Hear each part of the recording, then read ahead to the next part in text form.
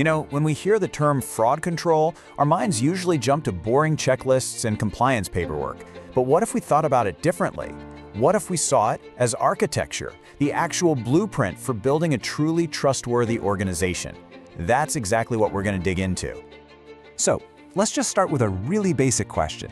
Is your company's protection against fraud a real fortress? You know, something well-designed, deeply integrated, built to handle actual threats? Or is it more like a flimsy fence? Just a few rules scattered about that kind of look like a boundary, but let's be honest, can be pushed over pretty easily. Believe me, that difference is everything. And this really gets to the heart of the problem for so many companies. You can have all the individual controls in the world, all the bricks, but if they aren't connected by a smart strategy, they're just a pile. It might look like you have security, but it's an illusion. It's not a real wall, and it's not going to protect you when it really counts. All right, so this brings us to our first big idea.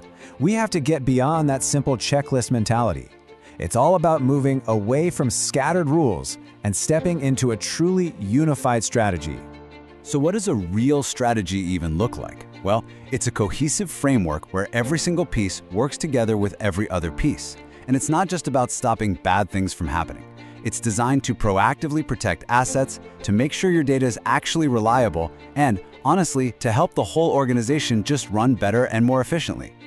So, if we're building a fortress, what's the blueprint? Well, the most effective model out there is known as the 5 lines of defense. This is the core architectural plan for corporate integrity. 5 distinct layers of protection.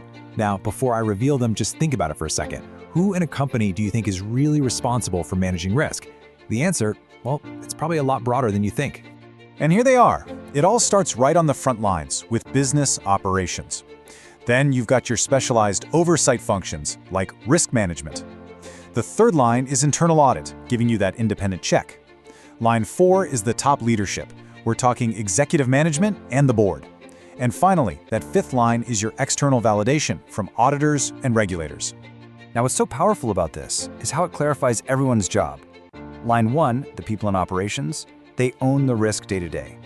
Line 2 oversees and monitors them. Line 3 provides assurance that the first 2 are actually working. Line 4, governance, sets what's called the tone at the top. This is absolutely crucial. It's leadership's visible commitment to integrity that tells everyone else how seriously to take the rules. And finally, Line 5 offers that outside independent validation.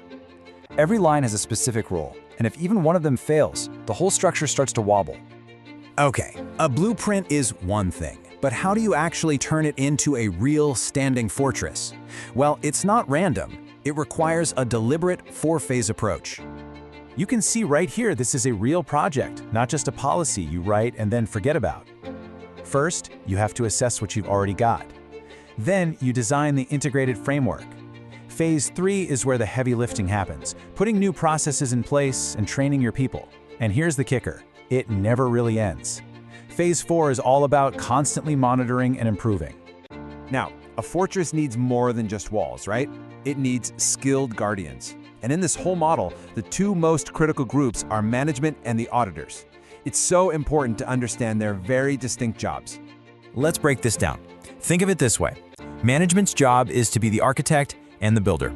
They design the system, they implement it, and they own it. They set the culture. The auditors, they are the independent inspectors. Their role is to come in from the outside, test the structure, see if it's actually effective, and then report their findings without any bias. One builds, the other inspects. You absolutely need both. So let's just zoom out for a second. This internal fortress we're building, it doesn't exist in a vacuum. It's connected to this much wider landscape of corporate law, regulations, and ethics, and that's what provides its foundation. Think of it like this. Corporate governance is the solid bedrock you build everything on. Legislation, think Sarbanes-Oxley, draws the legal property lines you cannot cross.